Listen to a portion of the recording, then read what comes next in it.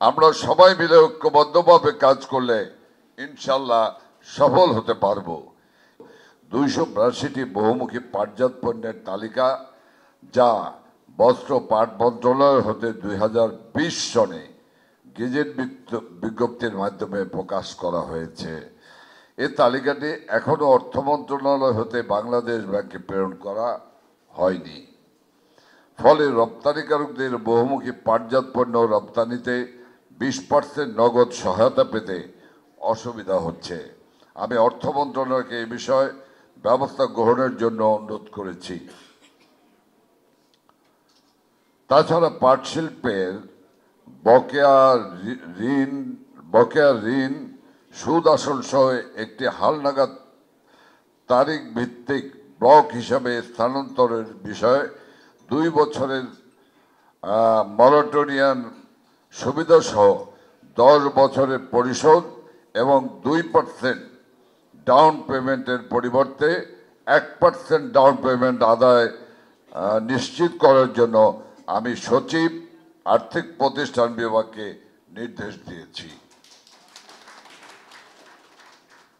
তাছাড়া কাঁচা পাটের উপর 2% উৎসে কর, প্রতিবেশী দেশ কর্তৃক পাটজাত পণ্য রপ্তানির উপর অ্যান্টি ডাম্পিং ডিউটি আরোপ রহিতকরণ, 2% সরল সুদে পাট শিল্পের কাঁচামাল ক্রয় করার জন্য দেশীয় মুদ্রায় 10,000 কোটি টাকার একটি জুট সেক্টর উন্নয়ন তহবিল গঠন, কাঁচা পাটের পাশাপাশি পাট পণ্যকে কৃষিজাত পণ্য হিসাবে মাননীয় প্রধানমন্ত্রীর ঘোষণাটির প্রজ্ঞাপন জারি, পাট মিলগুলোর পুরাতন মেশিনারি স্থানান্তরের জন্য সরকারিভাবে অন্তত 30% নগদ সহায়তার বিষয়েও আমরা কাজ করে যাচ্ছি।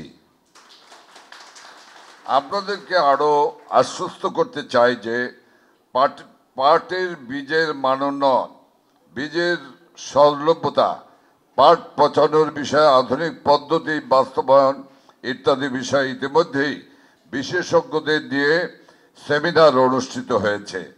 এ বিষয়ে অচিরেই জরুরি ভিত্তিতে ব্যবস্থা গ্রহণ করা হবে।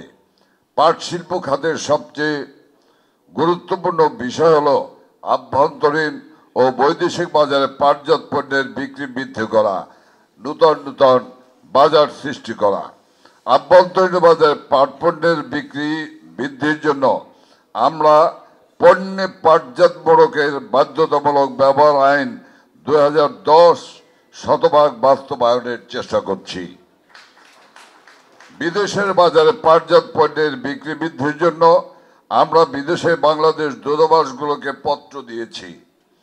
বিদেশের বিভিন্ন মেলা এবং বাজারে যাতে বাংলাদেশের পাটজাত পণ্য ও বহুমুখী পাটজাত পণ্যের ব্যবসায়ী প্রতিনিধি দল সহজে অংশগ্রহণ করতে পারেন তার চেষ্টা করছি এবং বাংলাদেশের পাটজাত পণ্য ও বহুমুখী পাটজাত পণ্যের মান উন্নয়নের জন্য এর ডিজাইন, কালারিং, নকশা ইত্যাদি বিষয়ে প্রশিক্ষণের ব্যবস্থা গ্রহণ করা হচ্ছে। মাননীয় প্রধানমন্ত্রীর প্রত্যক্ষ তত্ত্বাবধান, নির্দেশনা, পরামর্শে আমরা পাট খাতের প্রবৃদ্ধির ধারাকে বেগবান করার কার্যকর উদ্যোগ নিয়েছি।